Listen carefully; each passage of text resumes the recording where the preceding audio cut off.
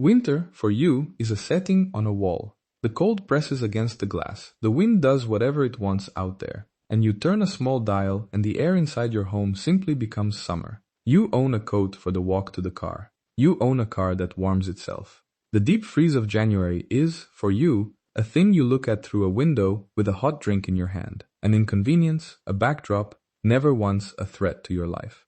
Now take the dial away. Take the glass, the coat, the car, the heated room. Take the very idea that warmth is something you can summon. You are a human being far back in time, in a place where the ground will lock solid for months, where the food vanishes under snow, where a single night exposed in the open is enough to kill. And you are, by every measure of biology, an animal built for somewhere warm. Thin-skinned, nearly hairless, made on the hot plains of Africa, and somehow now living where the air itself can stop a heartbeat. So the question is not a small one. How did a tropical animal not just survive the winter, but settle down and stay in places that freeze solid half the year? The lazy answer is that they suffered through it, or simply fled south ahead of the cold. And that is exactly where the picture goes wrong. Because the truth the frozen ground keeps handing us is that humans did not run from winter. As many of them turned and faced it, dug in, and built a way to live right in the heart of the cold. And the systems they invented to do it are far more impressive than enduring ever could be.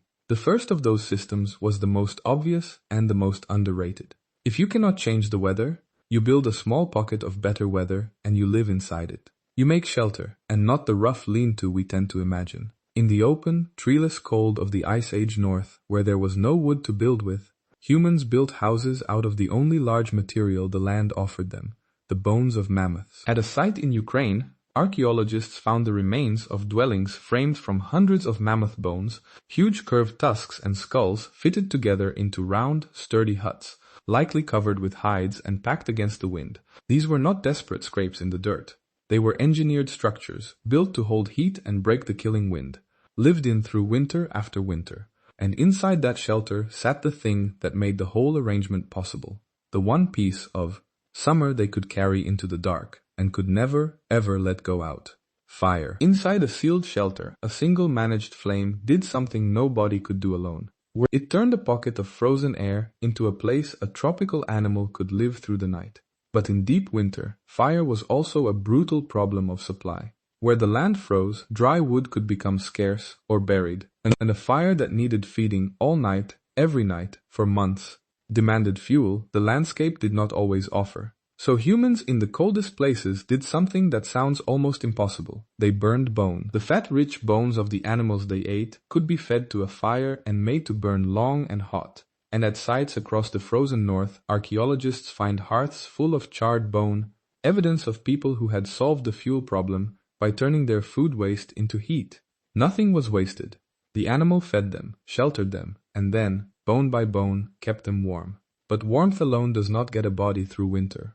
A heated hut is useless if there is nothing to eat, and winter's deepest threat was never just the cold, it was the hunger that came with it. The months when the plants died back, and the hunting thinned, and the land simply stopped giving. To survive that, humans had to do the one thing that separates a planning animal from a desperate one. They had to carry autumn's food into winter. They had to store, and here the cold, the enemy, quietly became the ally. A frozen world is a freezer the size of a continent. Meat that would rot in a warm climate in days could be kept for weeks or months in the cold.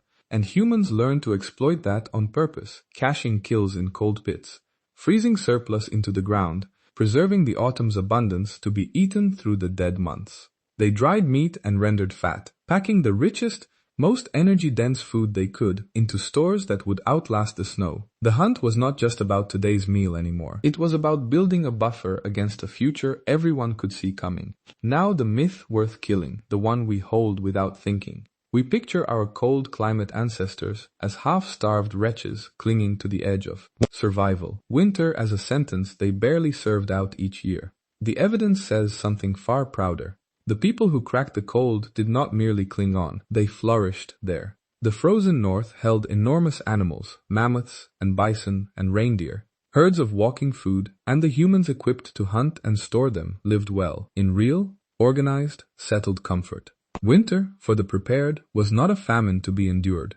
It was a season to be harvested and outlasted by people who had it handled. But the hardest part of winter was never the cold or the hunger at all.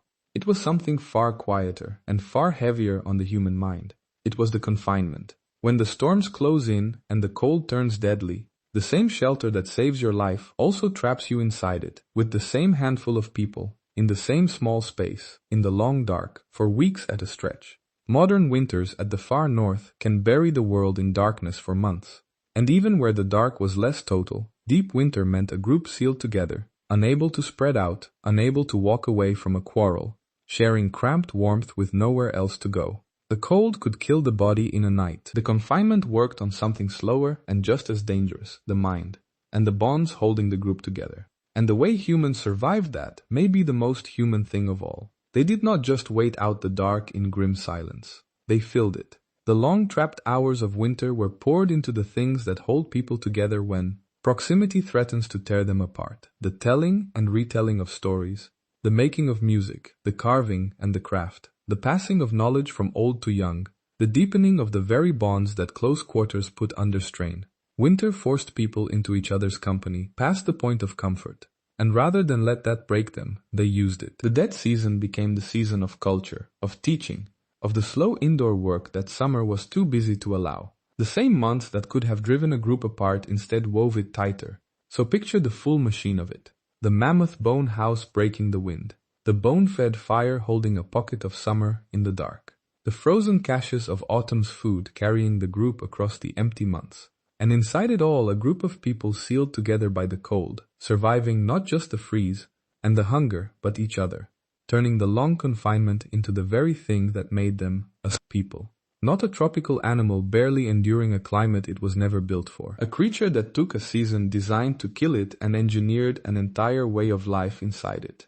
So the next time you turn that dial and the cold becomes summer with no effort at all, notice everything you are no longer required to be. You will not build your house from the bones of what you ate. You will not feed a fire all night against the dark, or freeze the autumn into the ground to outlast the snow, or sit sealed in a small warm space with the same few faces for months and have to keep the peace because there is nowhere else on earth to go. That effortless warmth is the inheritance, built on countless generations who could not summon heat and so invented shelter, fire, storage, and the hard art of living close together through the long dark. Somewhere very far back, a tropical animal stood in a frozen world that should have killed it, and instead of fleeing, it built a fire, raised a wall of bone against the wind, and stayed. And in choosing to stay, it learned how to live almost anywhere on earth.